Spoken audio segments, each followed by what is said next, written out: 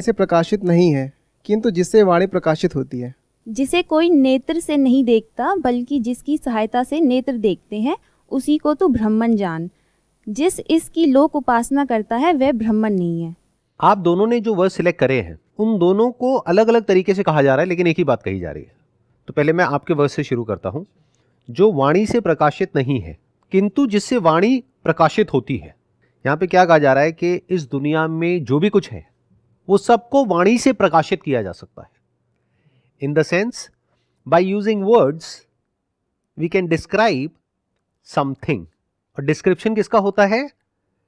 Form और उसके attributes का होता है। मुझे किसी भी चीज के बारे में कुछ भी बोलना है तो पहले उसके बारे में कुछ पता होना चाहिए। अब पता क्या होता है? जैसे मेरे को इसके बारे में कुछ बोलना है कि ये सोफा ब्लैक रंग का है, इस सोफे की हाइट इतनी है, विड्थ इतनी है, तो ये सब क्या है? Attributes of a form. उसी के बारे में वाणी कुछ कह सकती है।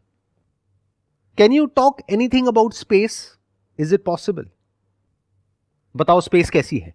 बड़ी है, छोटी है, भारी है या हल्की है? कलर क्या है स्पेस का? स्पेस की गंध कैसी है, यानी स्मेल कैसी है? स्पेस का टच कैसा है? तो इसलिए वाणी स्पेस को डिस्क्राइब नहीं कर सकती, क्योंकि स्पेस के कोई एट्रीब्यूट्स नहीं है, कोई गुण नहीं है। तो यहां पर क्या कहा जा रहा है? जो वाणी से प्रकाशित नहीं है, यानी कि कुछ ऐसा है इस यूनिवर्स में जिसको वाणी प्रकाशित नहीं कर सकती, जैसे कि स्पेस, क्योंकि वाणी सिर्फ फॉर्म्स को प्रकाशित कर सकती है। And every form is a vibration. तो जहां पर अप है और डाउन है, यानी कोई फ्लक्चुएशन है, उसको तो वाणी डिस्क्राइब कर सकती है। Something which is there in time and space, उसको वाणी डिस्क्राइब कर सकती है। But something that is beyond time and space and that is formless, उसको वाणी डिस्क्राइब नहीं कर सकती। तभी ब्रह्मन के बारे में कहा जाता है कि आप उसके बारे में कुछ भी नहीं कह सकते। तो लोगों ने क्या समझा कि वो है ही नहीं। अरे वो है, तभी उसके बारे में कुछ नहीं कह सकते। अगर वो नहीं होता तो उसकी बात भी नहीं होती। उसी को लोगों ने अलग अलग नाम दे दिए हैं, लेकिन कोई भी उसको प्रॉपर्ली डिस्क्राइब नहीं कर सकता, क्योंकि किसी भी चीज को डिस्क्राइब करने के लिए उसकी कोई शेप होनी चाहिए, कोई फॉर्म होना चाहिए, कोई कलर होना चाहिए, या फिर वो टाइम में होना चाहिए। तो जो वाणी से प्रकाशित नहीं है, किंतु जिससे वाणी प्रकाशित होती है, उसी को तू ब्रह्म जान। मतलब ये जो हमारी वाणी है, ये जो मैं बोल रहा हूं, आप सुन रहे हैं, तो ये जो आप सुन रहे हैं उसको आप ऐसे कह सकते हैं कि ये जो मैंने बोला वो प्रकाशित हुआ, जिसकी वजह से वो ब्रह्म है। उसको ब्रह्म भी बोलते हैं और ब्रह्मन भी बोलते हैं। आगे वही बात करी जा रही है जो अभी मैंने थोड़ी देर पहले कहा। जिस इस देश काल अवच्छिन्न वस्तु, देश होता है स्पेस, काल होता है टाइम, मतलब कोई ऐसी वस्तु है, कोई ऐसा तत्व है जो देश काल से परे है, जो देश काल को भी ट्रांसेंड कर जाता है, वो ब्रह्मन है, यानी कि कॉन्शियसनेस। आप किसकी वजह से सुन पा रहे हो? जो भी मैं बोल रहा हूं, किसकी वजह से सुन पा रहे हो? कॉन्शियसनेस की वजह से।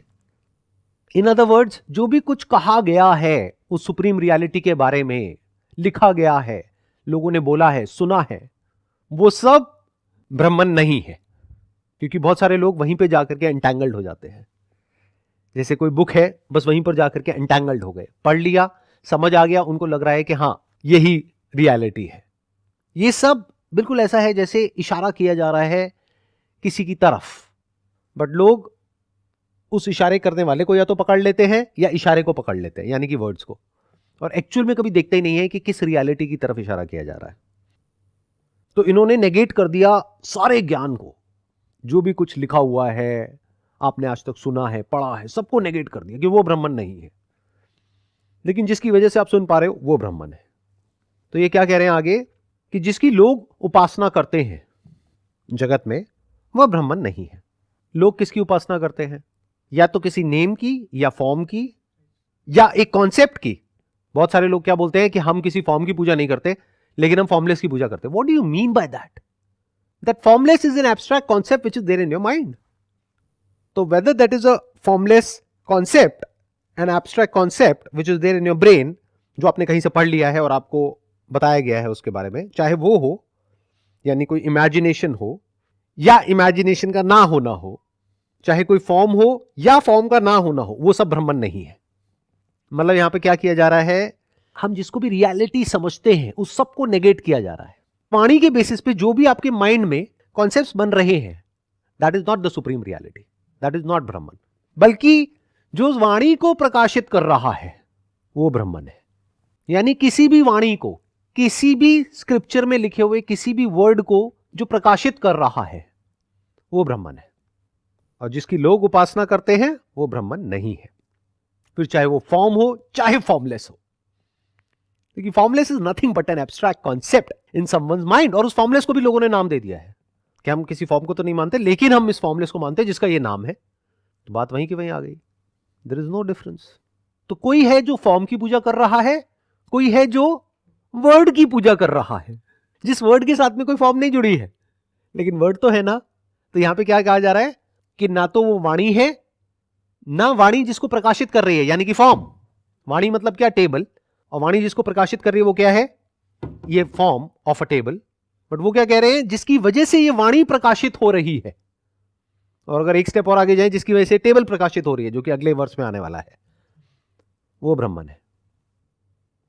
अगला वर्ष जो आपने सिलेक्ट किया है वो है, जिसे कोई नेत्र से नहीं देखता बल्कि जिसकी सहायता से नेत्र अपने विषयों को देखते हैं, उसी को तू ब्रह्म जान।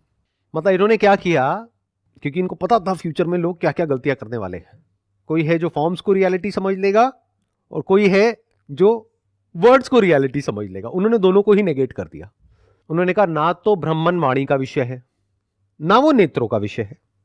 तो नेत्र से जो भी कुछ हमको दिखता है वो सुप्रीम रियलिटी नहीं है, वो ब्रह्मन नहीं है, बल्कि जिसकी सहायता से नेत्र अपने विषयों को देखते हैं, उसी को तू ब्रह्म जान।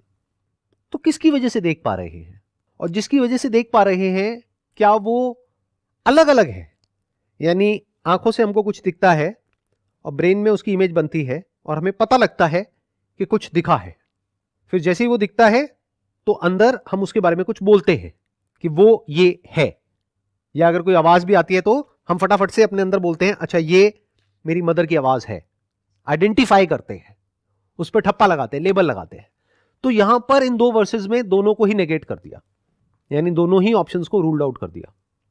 ना तो वो वाणी है, ना वाणी का विषय है, ना वो नेत्रों से जो कुछ दिख रहा है वो है, ना उसके बारे में जो भी हम सोच रहे हैं वो ब्रह्मन है, बल्कि जिसकी वजह से हम किसी भी फॉर्म को देख पा रहे हैं वो ब्रह्मन है। ध्यान से सुनना, ध्यान से समझना। आंखों से हमको क्या दिखता है? लाइट है। अगर मान लो यहां पे मैंने लाइट्स बंद करवा दी और बिल्कुल डार्कनेस है, तो क्या उस डार्कनेस को आप देख पा रहे हो? यू आर अवेयर कि अभी लाइट है जिसकी वजह से ये सब दिख रहा है, and you are even aware of the fact कि यहां पर लाइट नहीं है, यहां पर डार्कनेस है। तो जो इन दोनों को प्रकाशित कर रहा है, यानी presence and absence of light, because light forms को इल्यूमिन करती है। लाइट की वजह से फॉर्म्स प्रकाशित होती है, ये जगत प्रकाशित होता है। बट लाइट किसकी वजह से प्रकाशित होती है? आंखों की वजह से। जैसे हम इस टेबल को देख सकते हैं, तो हम ये भी तो देख सकते हैं ना कि अभी लाइट है या नहीं है, अभी दिन है या रात है। ऐसा थोड़ी है कि हम सिर्फ दिन को देख सकते हैं, रात को नहीं देख सकते। तो दैट इज दैट लाइट, उसके बारे में कहा गया है, that illumines the light as well as the darkness. That is that light which illumines not just the sound but also silence. जब आवाज होती है तो आपको पता होता है, और जब कोई आवाज नहीं होती है, किसी साइलेंट कमरे में जाकर के बैठ जाओ तो आपको साउंड का भी पता है और साइलेंस का भी पता है, आपको लाइट का भी पता है और डार्कनेस का भी पता है। तो जिसकी सहायता से नेत्र देखते हैं, उसी को तू ब्रह्म जान। मतलब जिसके होने की वजह से ये नेत्र देख पा रहे हैं। मानो आंखें तो हो, लेकिन अगर कॉन्शियसनेस ना हो तो क्या आप देख सकते हो? कान तो हो, लेकिन कॉन्शियसनेस ना हो तो क्या आप सुन सकते हो? तो कुछ भी सुनने के लिए, देखने के लिए कॉन्शियसनेस का होना जरूरी है। उसी को तू ब्रह्म जान, ये यहां पे कहा जा रहा है। और वो आगे कहते हैं कि जिसकी लोग उपासना करते हैं वह ब्रह्म नहीं है। मतलब कि आंखों का जो विषय है वो ब्रह्म नहीं है, ना ब्रह्म लाइट है, ना डार्कनेस है। And whatever is illumined by light, any form or formless, the presence of form and absence of form is also illumined by light. हमें कैसे पता कि टेबल यहां पर है या नहीं है? Because of light. तो we can register the presence and absence of table, and not just table, we can also register the presence and absence of light. तो वो कह रहे हैं कि वो ब्रह्म नहीं है जिसकी लोग उपासना करते हैं, यानी पूजा करते हैं, भक्ति करते हैं। किसकी करते हैं? इन्हीं दोनों में कहीं ना कहीं फिट होता है। कई बार देखने में ऐसा लगता है दूर दूर से कि जो एथीस्ट है वो किसी की उपासना नहीं कर रहा है। उपासना का मतलब समझ लो, उप आसन मतलब किसी के पास बैठ करके कुछ समझना, उसको बोलते हैं उपासना। किसी से जुड़ना, किसी के साथ रहना, उसको कहते हैं उपासना। तो जो एथीस्ट है उसने अपने माइंड में एक थॉट को पकड़ लिया है कि भगवान नहीं है, मैं भगवान को नहीं मानता। तो वो किस थॉट के साथ में बैठा हुआ है कि भगवान नहीं है, तो वो किसकी उपासना कर रहा है? एब्सेंस ऑफ गॉड की, which is nothing but a concept. कोई है जो किसी फॉर्म की उपासना कर रहा है, कोई है जो कहता है कि नहीं भगवान फॉर्मलेस है, वो दिखता भी नहीं है, उसके बारे में कुछ कहा भी नहीं जा सकता, लेकिन फिर भी हम उसकी उपासना करते हैं। तो दे आर वर्शिपिंग नथिंगनेस। तो तीनों ही किसकी उपासना कर रहे हैं? जो उनकी ब्रेन में एक कॉन्सेप्ट पड़ा हुआ है उसकी उपासना कर रहे हैं, उसके साथ में बैठे हैं। तो वो क्या कह रहे हैं? ये ब्राह्मण नहीं है। तो ब्राह्मण कौन है? जिसकी सहायता से नेत्र देख पा रहे हैं, कान सुन पा रहे हैं, ये जो स्किन पे कुछ टच होता है जिसकी वजह से हमें पता लगता है, फील हो पा रहा है, वो ब्राह्मण है। और उसके बारे में बात क्यों करी जा रही है? क्योंकि वो है। और कुछ स्पिरिचुअल पाथ्स पे क्या हुआ, जैसे बुद्धिज्म में, कि लोगों ने शून्यता का एक कॉन्सेप्ट बना लिया और उसकी पूजा करने लग गए, उसकी उपासना करने लग गए। Emptiness, void, nothingness. उनके लिए नथिंगनेस एक रियलिटी है। तो यहां पर उसके बारे में इसलिए बात करी जा रही है कि उन्होंने समथिंग और नथिंग दोनों को ही नेगेट कर दिया, क्योंकि ये समथिंग और नथिंग दोनों ही वाणी के विषय है, दोनों ही नेत्र के विषय है, दोनों ही मन के विषय है। अभी आगे इसमें मन के बारे में भी बात करी जाएगी, यानी थॉट के विषय है, सोचने के विषय है। तो उस सबको नेगेट कर दिया गया, उस सबको हटा दिया गया। अभी तक जो मैंने कहा उससे रिलेटेड कोई थॉट्स आ रहे हैं आप लोगों के माइंड में? कोई क्वेश्चंस आ रहे हैं? इस कॉन्सेप्ट के अंदर तीनों चीज़ें कवर हो गई, जागना भी कवर हो गया, सपने भी कवर हो गए, और नथिंगनेस गहरी स्लीप में जो होता है वो भी कवर हो गया। मतलब ये तीनों ही नहीं है, एक चौथी चीज़ है। अब वो है इसलिए उसके बारे में बात करी जा रही है, इसका मतलब वो नथिंगनेस नहीं हो सकती। राइट सर, मैं सही समझ रहा हूँ? Absolutely right. लेकिन वो कुछ चौथी नहीं है, वो इन तीनों स्टेट्स की अंडरलाइंग स्टेट है। Right sir. बिकॉज चौथी जब होती है तो लोगों को ऐसा लगता है वो कुछ चौथी स्टेट है, और लोग उस स्टेट को अचीव करने लग जाते हैं मेडिटेशन में जाकर के। वो इन तीनों की अंडरलाइंग रियलिटी है। सर जैसे फॉर्म और फॉर्मलेस जो चीज़ें हैं, लोग उपासना या प्रेयर करते हैं, मे बी शायद ये इसलिए ज़रूरी है कि वो स्पिरिचुअलिटी के पाथ पे या फिर मतलब स्टार्टिंग कर पाएँ। एक मतलब हमें बच्चे को अंडरस्टैंड कराना है मतलब कुछ, तो मतलब ये फॉर्म का कॉन्सेप्ट इसीलिए है रिलीजन या स्पिरिचुअलिटी में, ताकि उसको ये एहसास दिलाया जा सके कि कोई एक सुपर पावर है या फिर कोई एक डिवाइन पावर है जो हमसे ऊपर है। अगर आप फॉर्म्स को ध्यान से समझोगे, स्पेशली जो हमारे कल्चर में जो फॉर्म्स हैं, वो सब फॉर्म्स को अगर आप ध्यान से डिकोड करने की कोशिश करोगे तो उसमें किसी मैसेज को प्रिजर्व किया गया है, उसमें बहुत सारे सीक्रेट मैसेजेस हैं। यानी ये कह लो कि ये जो अभी हम स्टडी कर रहे हैं उपनिषद में, इसको एक फॉर्म के थ्रू, एक स्टोरी के थ्रू प्रिजर्व कर दिया गया है, क्योंकि वहां पे डाइल्यूशन होने के चांसेस बहुत कम होते हैं। जो वर्ड्स होते हैं उसमें डाइल्यूशन हो जाता है, क्योंकि उस वक्त जब ये हुआ था, आज से हजारों साल पहले, उस वक्त लिखने के लिए भी कुछ नहीं था। तो it was like Chinese whisper, कि मैंने आपको कुछ बोला, आपने आगे कुछ बोला, आपने आगे कुछ बोला, वो करते करते कुछ और ही हो गया। अब एक फॉर्म है जो आपके सामने है, उसके अंदर कुछ ऐसा स्टोर कर दिया गया है, कुछ इतने इंटरेस्टिंग मैसेजेस हैं, वो तब आपको समझ आएंगे जब आप उपनिषद को समझ लोगे। वैसे नहीं समझ आने वाले। समझ आए आपको चाहे नहीं आए, लेकिन फॉर्म को जब रेप्लिकेट किया जा रहा है तो वहां पे डाइल्यूशन होने के चांसेस बहुत कम है। आप इमेजिन करो ऐसी एक दुनिया जहां पर कोई बुक्स नहीं है, कोई रिटन टेक्स्ट नहीं है, तो अब आप कैसे ये इंश्योर करोगे कि जो रियलाइजेशन आपको हुआ है, जैसे आपने कुछ डिस्कवर किया, अब उसको प्रिजर्व किया जाए? कैसे करोगे? कितना बड़ा चैलेंज है, सोचो। किसी ऋषि मुनि ने कुछ डिस्कवर कर लिया, अब उसको प्रिजर्व करना है, क्योंकि उनको पता है कि ये जो उन्होंने डिस्कवर किया, जैसे ही वर्ड्स में बोला, क्योंकि कहा जा रहा है कि वर्ड्स में उसको नहीं बोला जा सकता है, तो वो मैसेज धीरे धीरे डाइल्यूट हो जाएगा फ्यूचर में। तो उन्होंने क्या किया, फॉर्म्स के बेसिस पे उसको प्रिजर्व कर दिया। अब फॉर्म्स को लोग कॉपी कर रहे हैं जनरेशन टू जनरेशन, पिछले हजारों सालों से, तो वहां पे डाइल्यूशन बहुत ही कम है। इसीलिए अगर आप ध्यान से देखोगे, हजारों साल पुरानी जो मूर्तियां हैं और आज जो मूर्तियां हैं, उनमें बहुत ज्यादा फर्क नहीं है। लेकिन जो हजारों साल पहले लोगों ने कहा और आज जो कह रहे हैं, उसके बारे में कोई श्योरिटी नहीं है कि वो जो कहा, जिस कॉन्टेक्स्ट से कहा और आज जो बात कही जा रही है, क्या वो मीनिंग सेम है? मीनिंग को ही चेंज कर दिया है लोगों ने अपने हिसाब से। तो एक्चुअल में फॉर्म की नीड ये है, इसी को आर्ट बोलते हैं। मतलब कुछ इस तरीके से चीजों को आर्टिस्टिक वे में पिरो दिया गया है कि उस एक मूर्ति के अंदर पूरा का पूरा जो सार है वेदों का, उपनिषद्स का, वो सारा उसके अंदर समा गया है। और जो इस बात को समझता है तो वो हाथ जोड़ करके अपने सर को झुका देता है उस मूर्ति के सामने। जो नहीं समझता है वो हाथ जोड़ करके उस मूर्ति से कुछ मांगता है जो उसको चाहिए, जिसको लोग भक्ति समझते हैं, बट वो भक्ति नहीं है, वो भीख है। आप भीख मांग रहे हो। तो भीख मांगने में और भक्ति करने में जमीन आसमान का फर्क है।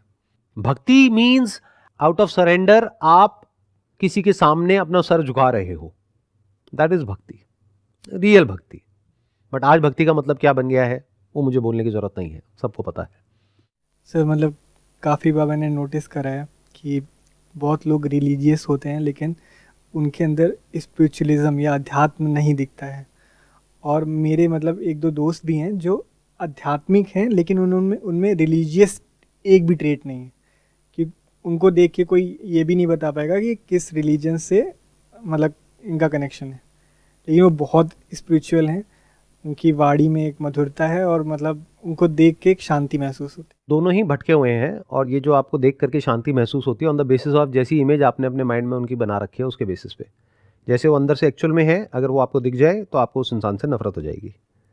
बट आप लोगों की प्रॉब्लम क्या है कि आप अपने आप को कभी देखते नहीं हो, ऑब्जर्व नहीं करते हो अपनी बॉडी माइंड के स्ट्रक्चर को, तो आप सामने वाले को एक हाई पेडेस्टल पे रखते हो और आपको ऐसा लगता है कि वो तो बहुत ही शांत है, वो तो ये है, वो तो वो है।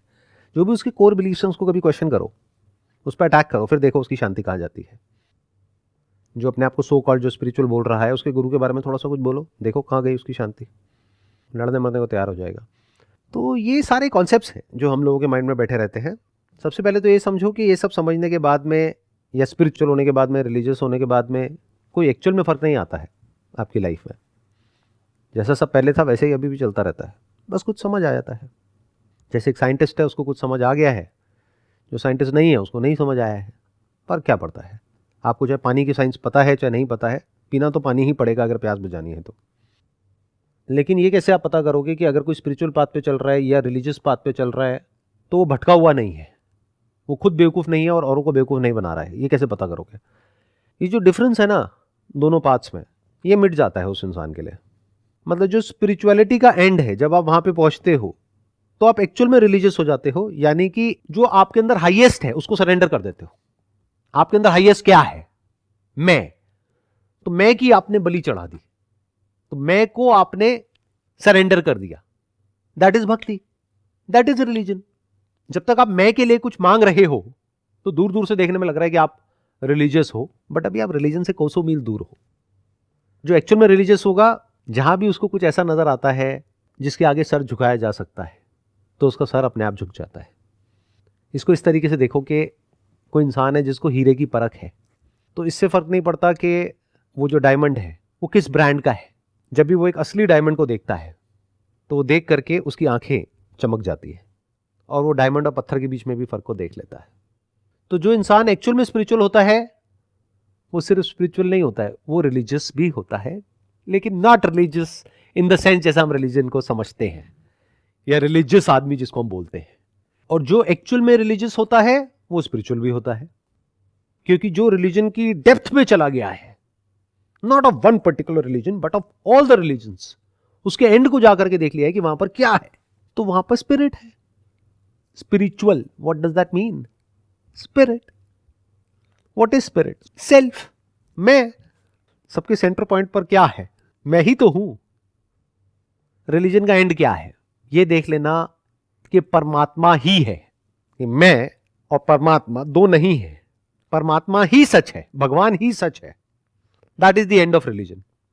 और एक स्पिरिचुअल आदमी क्या बोलेगा? आत्मा और परमात्मा दो नहीं है, आत्मा ही सच है। तो दोनों अलग अलग तरीके से बोल रहे हैं लेकिन एक ही बात कह रहे हैं कि आत्मा और परमात्मा दो नहीं है, एक ही है। उसी को एक आत्मा कह रहा है, एक परमात्मा कह रहा है। एक कह रहा है अहम ब्रह्मस्मि, मैं ही ब्रह्म हूं, और एक कह रहा है परमात्मा ही सब कुछ है, मेरे अंदर, मेरे बाहर, यहां वहां, हर जगह परमात्मा ही है, परमात्मा के सिवा कहीं कुछ है ही नहीं। एग्जाम्पल से अगर बताऊं तो रिलीजन का एंड क्या है कि एक लहर जो मिट गई है वो चारों तरफ देख रही है और कह रही है कि पानी ही सच है, लहरें कहीं है ही नहीं, सिर्फ पानी है, और वो पानी की भक्ति कर रहा है। और जो स्पिरिचुअल है वो क्या कह रहा है कि मैं जो खुद को लहर बोलता था, मैंने उस लहर के सच को देख लिया, जो सच पानी है, जो और लहरों का भी सच है, जो इस समुद्र का भी सच है, नदी का भी सच है, सबका सच एक ही है, वो है पानी। तो देखने में लग रहा है कि दोनों अलग अलग बातें कर रहे हैं, दोनों एक ही बात कह रहे हैं। सर, जो हम कह रहे हैं कि आत्मा और परमात्मा दोनों एक ही हैं, और आपने बोला कि लोग जो है फॉर्म को पूछते हैं, फॉर्मलेस को भी पूछते हैं, लेकिन जो कॉन्शियसनेस है वो सुप्रीम रियलिटी है। तो सर, हम ये कह सकते हैं कि जो आत्मा है, परमात्मा है, वो भी कॉन्शियसनेस है? आत्मा और परमात्मा ही कॉन्शियसनेस है और कॉन्शियसनेस ही आत्मा है। पहले तो आत्मा और परमात्मा के बीच के फर्क को देख लो। परमात्मा मतलब द हाईएस्ट, द सुप्रीम। तो एक है स्पेस जिसको आकाश बोलते हैं, और एक आप बोल रहे हो परम आकाश। तो क्या आकाश और परम आकाश दो हैं? अलग अलग है। एक ही। क्या बॉडी के अंदर जो आकाश है उसको आप कहोगे वो तो छोटा आकाश है, और बाहर जो आकाश है वो तो परम आकाश है? या मान लो ये बॉटल है मेरे हाथ में, इसके अंदर जो जल है वो आप कहोगे ये तो जल है, लेकिन इसके बाहर वो जो नदी में जल है वो परम जल है। जल तो जल है। तो पहले तो ये क्लियर हुआ कि ये आत्मा परमात्मा का जो कॉन्सेप्ट है, this is just a concept, an idea which is feeded in our brain. In reality there is no separation between water and supreme water, between space and supreme space. सबसे पहले तो ये समझना है। दूसरा, क्या कॉन्शियसनेस और आत्मा यानी कि मैं दो हैं या एक ही है? तो इसके बारे में कहते हैं सत चित आनंद। इसको संस्कृत में कहते हैं सत्यम ज्ञानम अनंतम। अनंतम मतलब इन्फिनिट। उसके बारे में कहा जा रहा है, जो ब्रह्मन है यानी जो सुप्रीम रियलिटी है, उसके बारे में कहा जा रहा है कि वैसे तो कुछ कह नहीं सकते, लेकिन अगर कहना ही हो तो वो सत्यम है, वो ज्ञानम है, वो अनंतम है। सत्यम मतलब क्या? जो था, है और रहेगा। जैसे फॉर्म है, इसको सत्य नहीं कह सकते। क्यों? क्योंकि फॉर्म आज है, कल नहीं है, नंबर 1। नंबर 2, इस फॉर्म को जो भी आप कह रहे हो उस पर भी एक क्वेश्चन मार्क लगाया जा सकता है। फॉर एग्जाम्पल, आप एक टेबल को देख रहे हो और कह रहे हो टेबल है, उसको उल्टा कर दिया तो बॉक्स है। अब वो बॉक्स है या टेबल है? तो उसको सत्य नहीं कहा जा सकता है। It is just a way of looking at something, it is just for name सेक। तो उसके बारे में क्या कहा जाता है? वो सत्यम है, यानी कि वो है। कभी भी ये मत समझ लेना कि वो नहीं है, यानी कि वो यही है, अभी है, हमेशा था, है और रहेगा, अगर टाइम के स्टैंड पॉइंट से बोला जाए। वैसे the concept of time and space is in that. सब कुछ मिट जाता है, वो नहीं मिटता है। सत्यम ज्ञानम, यानी कि जो भी आपको ज्ञान होता है अपनी इंद्रियों से, जो अभी बात यहां पर कही गई, जिसको नेत्र नहीं देख सकते लेकिन जिसकी सहायता से या जिसके होने की वजह से नेत्र देख पाते हैं, वो सत्यम है और वो ज्ञानम है। बट यहां पर जब सत्यम और ज्ञानम बोलते हैं तो ज्ञान की एक ब्रॉड कैटेगरी को कवर किया गया है, जिसमें नॉलेज भी आ गई, एक्सपीरियंस भी आ गया, जो सेंसेस के थ्रू होता है। तो वो ही सत्यम है, वो ही ज्ञानम है। That is consciousness. तो कॉन्शियसनेस वो नहीं है जिसको हम समझते हैं, जिसको साइंस कॉन्शियसनेस समझ रही है, वो कॉन्शियसनेस नहीं है। साइंटिफिकली क्या कहा जाता है कि इंसान अभी कॉन्शियस है, अभी नहीं है। But that is nothing but changes in the chemical composition of the body. एक इंजेक्शन लगा दो तो आप अनकॉन्शियस हो गए, इंजेक्शन नहीं लगाए तो आप कॉन्शियस हो। तो एक्चुअल में क्या हो रहा है? ये जो इंस्ट्रूमेंट है उसको कंट्रोल किया जा रहा है। कॉन्शियसनेस के लेवल पे कोई फर्क नहीं आ रहा है। इसको और सिंपल एग्जांपल से बताऊं, एक ऐसा भी इंजेक्शन है जिससे कि ये वाला जो पार्ट है, मान लो इस बॉडी के हाथ पे सर्जरी करनी है तो सिर्फ इस पार्ट को अनकॉन्शियस कर दिया, बट वैसे आप कॉन्शियस हो, आंखों से देख रहे हो। तो क्या आप कॉन्शियस हो या अनकॉन्शियस हो? अगर आप कह रहे हो कि उस वक्त मैं कॉन्शियस हूं, तो consciousness can exist with unconsciousness. तो एक बहुत बड़ा कॉन्ट्रडिक्शन यहां पर आ गया है साइंटिफिकली। अगर आप देखोगे तो ये एक बहुत बड़ी पजल है, बिकॉज यू आर अनकॉन्शियस। यहां पर सर्जरी चल रही है, आप देख रहे हो और आपको पता नहीं लग रहा है, तो you are unconscious and you are conscious at the same time. Sir, इससे कह सकते हैं कि मतलब at the same time we are conscious and unconscious. तो बॉडी का अगर हम हाथ की बात करेंगे तो हम कहेंगे कि जो इतने सेल्स हैं वो अनकॉन्शियस है, या फिर हम कह सकते हैं कि every cell has different consciousness. नहीं, इसको ध्यान से समझना। जो कॉन्शियसनेस है उसको भी हम एक मटीरियल थिंग समझ रहे हैं। Body is a material thing, तो इसको मटीरियली चेंज किया जा सकता है। But consciousness because it is satyam, तो उसको चेंज नहीं किया जा सकता है, उसमें कुछ भी मिलावट नहीं करी जा सकती है। मतलब जो इंजेक्शन आपको लग रहा है वो कॉन्शियसनेस को नहीं लग रहा है, वो बॉडी को लग रहा है, बॉडी विच इज मैटर। तो बॉडी में चेंजेस होते हैं, कॉन्शियसनेस के लेवल पे कोई चेंज नहीं होता है। तो you can play with the body but you can not play with consciousness. एक बॉडी को अनकॉन्शियस कर दिया लेकिन दूसरी बॉडी उसी टाइम पे कॉन्शियस है, तो कॉन्शियसनेस में कोई चेंज नहीं आया है। बट ये बात किसी को समझाना बहुत ही मुश्किल है, क्योंकि वो क्या कहेंगे कि इस बॉडी में अलग कॉन्शियसनेस है, इस बॉडी में अलग कॉन्शियसनेस है, तो इस बॉडी को तो हमने कर दिया, उसको नहीं किया। Consciousness is always there. ध्यान से इस एग्जाम्पल को समझ लो। आप इसको इस तरीके से देखो, आपके पास में दो आंखें हैं, एक आंख से दिख रहा है, एक से नहीं दिख रहा है। क्या ये बात आपको पता है या नहीं पता है? क्या ये आपका एक्सपीरियंस है या नहीं है? So that means you are aware of the presence of consciousness and the absence of consciousness. ये मान लो जैसे आपके दो हाथ हैं, एक जगह पे इंजेक्शन लगा, एक जगह पे नहीं लगा है, तो इधर टच कर रहे हैं तो दर्द नहीं हो रहा है, इधर टच कर रहे हैं तो दर्द हो रहा है, पर दोनों आपको पता है ना। तो you are aware of the presence of a sensation and the absence of a sensation. इस एब्सेंस ऑफ सेंसेशन को बोलते हैं अनकॉन्शियसनेस साइंटिफिकली, या जैसे हम समझते हैं, एंड प्रेजेंस ऑफ सेंसेशन को हम बोलते हैं कॉन्शियसनेस। बट प्रेजेंस किसकी है? कॉन्शियसनेस की है, या कॉन्शियसनेस में एक सेंसेशन की है, sensation which is nothing but a subtle object. जैसे ये बुक एक ऑब्जेक्ट है, ये ग्रॉस है, बट क्या सेंसेशन एक ऑब्जेक्ट नहीं है? Every particle is nothing but a vibration, तो इसका मतलब क्या है? Every vibration is also a particle. तो जो भी हमारी थिंग की डेफिनेशन है उस पर भी एक क्वेश्चन मार्क लगाओ पहले तो। जिसको भी स्टोर किया जा सकता है, कंट्रोल किया जा सकता है, दैट इज अ थिंग। एक पेन ड्राइव में इंफॉर्मेशन को स्टोर किया जा सकता है, ट्रांसफर किया जा सकता है, तो that is a thing which can be stored, which can be transferred. But something that cannot be stored is not a thing. So Brahman is not a thing.